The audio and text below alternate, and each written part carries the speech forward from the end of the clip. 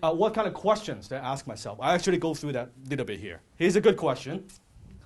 Before you do something yourself, ask yourself these questions. Look at your to-do list. You want to ask, can it be done cheaper? Can it be done what? Cheaper. Can it be done faster? Can it be done what? Faster. Can it be done better? Can it be done what? Better. Can it be done by someone else who likes it more than you do? Can it be done by someone who likes it more than you do? So look at my to-do list, a pile of stuff, a lot of objectives, a lot of tasks got to do. Okay, can it be done cheaper? Can it be done faster? Can it be done better? Can it be done by someone else who likes it more than I do? And there are a lot of stuff I don't like to do, that I'm not good at, so I delegate those. So those 4 questions. Does that make sense? Yes? Yes. As a leader, your job is not to do the job, but to make sure the job gets done. Now, what's the difference? What's the difference? Not to do the job, but make sure it gets done. What does that mean? What does that mean? Just get the result. Just get the result. Sometimes I tell my team, and they know. Ask anyone to work with me. And I say, don't tell me the labor pain, just give me the baby.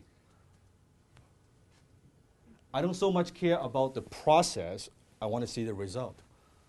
I want to see the result. In fact, Benson, go to the mic. Go to the mic. Go to the mic. Benson works with me very closely, one of my mentees. Give him a round of applause.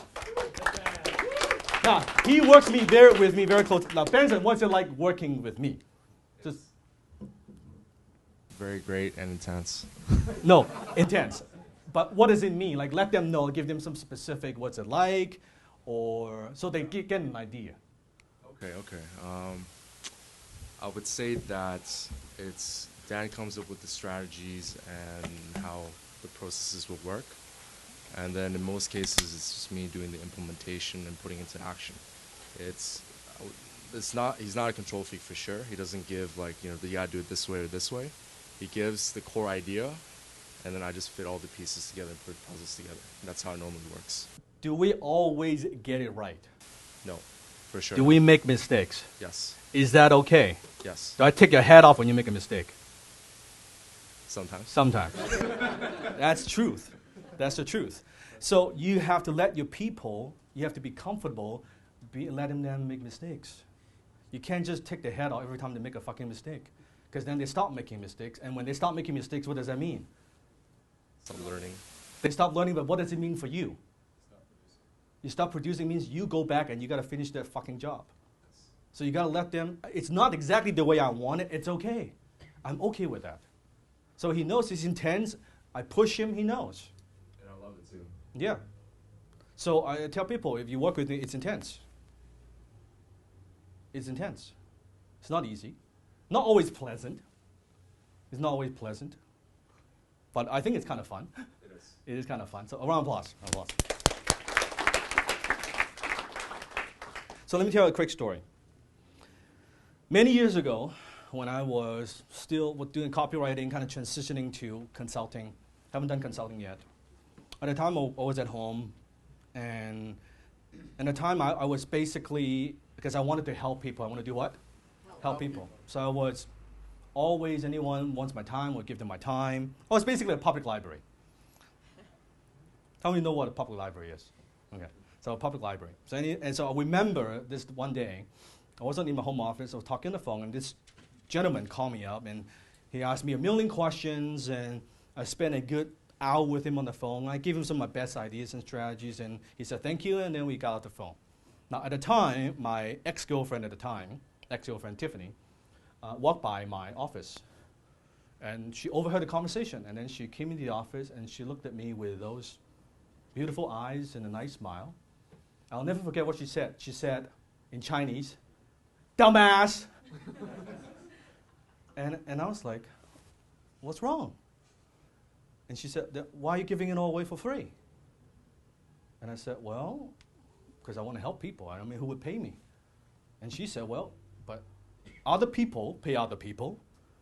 You pay your mentors.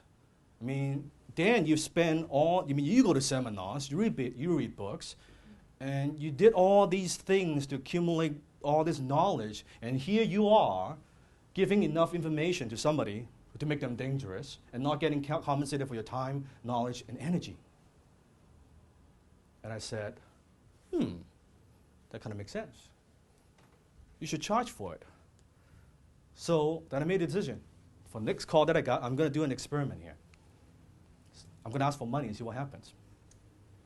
Another gentleman called me up, and this was a gentleman, actually, he purchased one of my programs from the past, a cooperating program, and he likes it, and he's using it, making good money, and he was asking me, again, a lot of questions, and I simply turned the table around. Halfway I stopped, hey, you know, sir, those are good questions. However, I charge a consulting fee. Then he said, oh, okay, well, how much do you charge? That's a very good question. Well, what kind of budget have you set aside for something like this? I kind of throw it all back to him.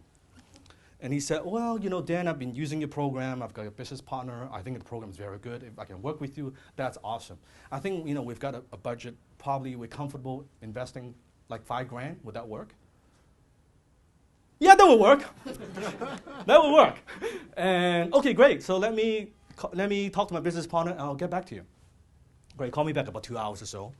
He said, yeah, Dan, we're ready to go. I want to pay you $5,000, and we'll go for it.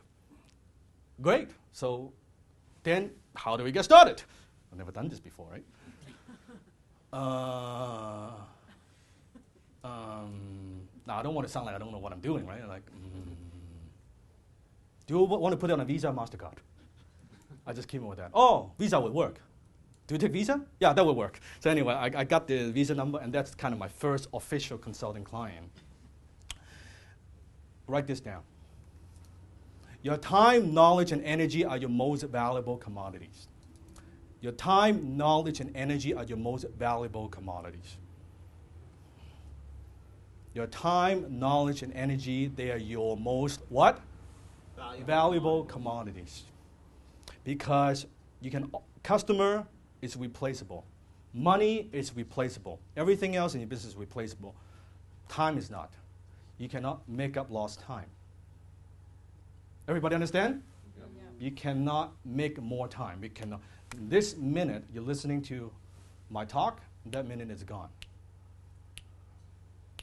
It's gone.